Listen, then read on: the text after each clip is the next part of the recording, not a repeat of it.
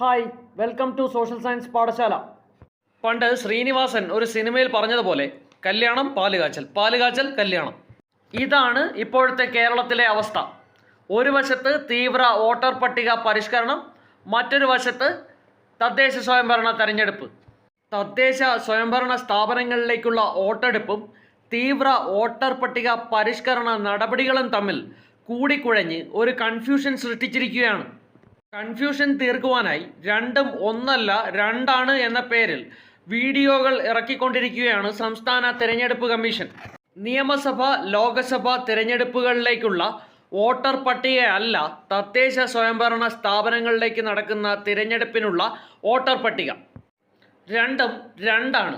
തദ്ദേശ സ്വയംഭരണ സ്ഥാപനങ്ങളിലേക്കുള്ള വോട്ടർ പട്ടിക തയ്യാറാക്കുന്നത് സംസ്ഥാന തിരഞ്ഞെടുപ്പ് കമ്മീഷനാണ്. ഈ വോട്ടർ പട്ടിക ഒക്ടോബർ മാസം 25-ാം തീയതി പ്രസിദ്ധീകരിച്ചിട്ടുണ്ട്. തീവ്ര വോട്ടർ പട്ടിക പരിഷ്കരണം ഈ വോട്ടർ പട്ടികയെ ഒരു തരത്തിലും ബാധിക്കുന്ന ഒന്നല്ല.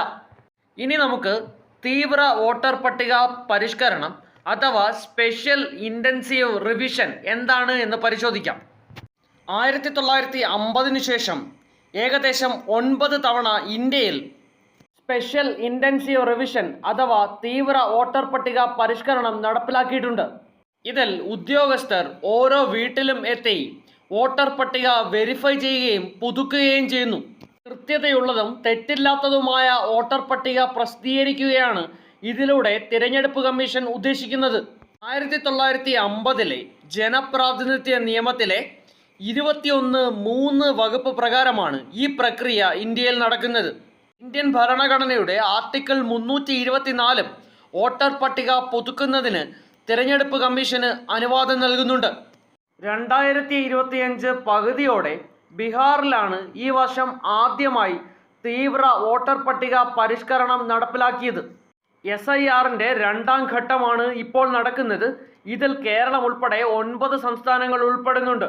SIRന്റെ ഭാഗമായി വീടുകൾ സന്ദർശിക്കുന്ന ഉദ്യോഗസ്ഥർ അറിയപ്പെടുന്നത് ബ്ലോക്ക് ലെവൽ ഓഫീസേഴ്സ് അഥവാ BLOs എന്നാണ്. ജില്ലാ കളക്ടർമാരാണ് ജില്ലകളിൽ SIR പ്രോസസ്സിൻ്റെ മേൽനോട്ടം വഹിക്കുന്നത്.